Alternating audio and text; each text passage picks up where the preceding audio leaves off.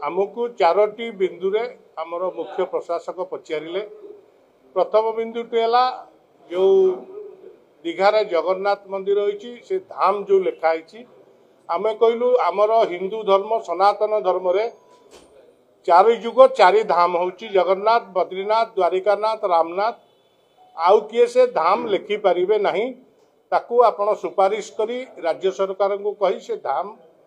को काटंतु सेटा होछि समस्त भाव में जेहेतु आमर चारि धाम चारि शंकराचार्य चारि धाम मुख्य आउ किए से धाम लिखि पारिबेनी से अन्यान्य जगन्नाथ मंदिर करि पारती। द्वितीयटी है दारू मूर्ति जो आमर संपादक निजे तैयारी करी नहीं आमर दारू घर दारू नबार कौन सुविधा नहीं जदि सी नहीं थाई पारती आपण तांकू डाकिकी सीधा सड़क पचारि पारती कौटू दारू नेले एवं कौटी मूर्ति तैयारी से बाबद सी मतामत दे पारे।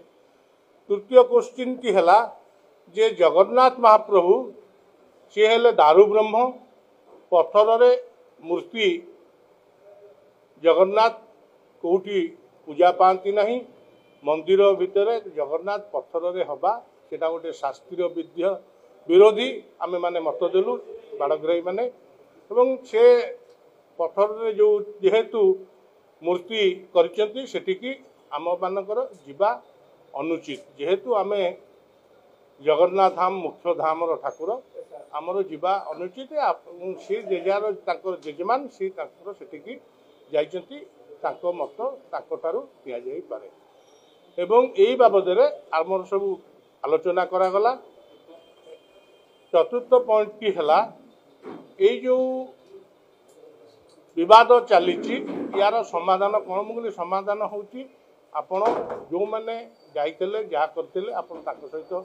आलोचना करी यार समाधान बाट सी ही निजे कहीपर आमे से कौन जिनिस कहीपरू ना आमे बाड़ग्राही माने आमे जाचु आम दारू घर दारूर दायित्व दैतापति निजोगर दारू ता भर जाना जदि जामती नहीं से कथा उत्तर सी दे पारे। जय जगन्नाथ। जेहेतु दैतापति निजोगर संपादक निजे जाइए सी तार उत्तर भल भाव आपण मानक दे पारे से मुख्य प्रशासन कहूँ आपण डाकतु मौखिक आकार कि लिखित आकार आपण मतामत ने सर्व जिनिस आपण भल भाव प्रांजल भाव जापर। जय जगन्नाथ। यार समाधान राज्य सरकार ये कार्य जी कर गोटे सनातन धर्म विरोधी कार्य जेहेतु पत्थर रे मूर्ति जगन्नाथ मूर्ति करुँच जगन्नाथ मंदिर करें सेठिकी जीवा अनुचित एवं आमे से कार्य सहयोग करिया महापाप मोर मत सेठिकी एक्चुअली जीवा उचित नुह तापर गोटे सिंहासन रे तीनिटा पत्थर मूर्ति एवं तीनिटा दारू मूर्ति की लिंब काठ मूर्ति पूजा पाइबा यहाँ कौन विधेय शास्त्र मत नुह मो मत ये बाबद विशेष भल कथा कहीपर आमर जगतगुरु शंकराचार्य मत आप नहीं पारे। जय जगन्नाथ।